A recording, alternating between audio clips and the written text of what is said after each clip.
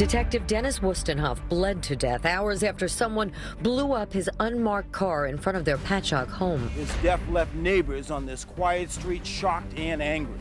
Upset, absurd, disgusting. This was a nice family. They had 3 children. Now they're left with no father. Decent people live in this area.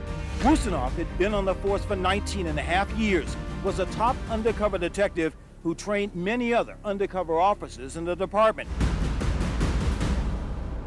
It appears pretty clear that he was probably assassinated.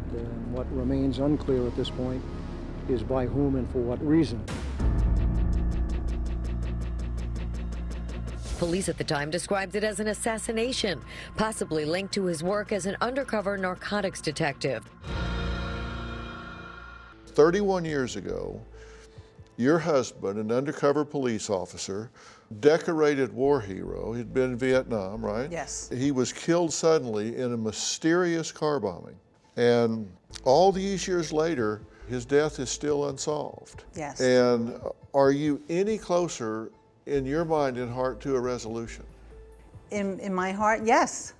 Yes. You think you know what happened? Oh, I know what happened. So you're clear. I am absolutely clear, yes. Let's unfold this so people know kind of what went on. So, friend, how long were you and Dennis married when this happened? We were married for approximately 16 and a half years. Describe the morning of his death. What was it like, and what was the last thing he said to you? I got the children off to school, and I was working part-time in our local school district. What were you doing? I was a teacher's aide. Okay. He was still there, and we said our goodbyes, have a good day, and I went to work. This particular day was rainy, so we couldn't go outside for recess. Then there was a knock at the door of the classroom, and the principal was there. And he said that there had been an accident with my husband. And I thought, an accident? You know, I left him at home. He didn't have to go to work until later that day. You know, and something about maybe a car accident. Was he changing a tire? Did the car fall on him or something? And as we were walking up the hall of the school, at the end of the hall was a police officer standing there waiting for me. What did you think when you saw the police officer standing there? My mind went blank, and I thought, why is a police officer coming to get me if there was an accident at home? But I didn't think anything of it. I just thought, okay, he's at the hospital. And we took off for the hospital, and he started going real fast, and his radio was on, and they mentioned something about an explosion near the Ford dealer.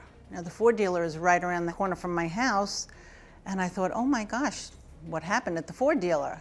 And all of a sudden, the police officer reached over and turned off the radio. And in my mind, I thought, that's very strange. Then my children arrived at some point, and I thought, why did they bring my children to the hospital? And we were in a conference room, and they told us what was going on. They were absolutely petrified, probably from the minute they walked out of their classrooms. I was in my 7th period English class. I remember the phone ringing in the classroom, the teacher having a fast call and hanging it up and instructing me, Kevin, go to the principal's office. So I get to the main office, and there were 2 police officers in there. And then I was sat down and told my dad had an accident. When I got in the police car, my brother and sister were in there, and I felt like happy to see them, but also like confused and scared even more. And my sister just kept telling me, you know, over and over again, like, don't worry, everything's gonna be okay, everything's gonna be, and she was like trying to comfort me, and I was just crying hysterically. And when you're 12 years old and you're in the back of a police car that is humming through the roads with its lights and siren going, it's kind of a lot to take in. Do you have a story or a question for me? Click the link in the description and tell me what in the world is going on.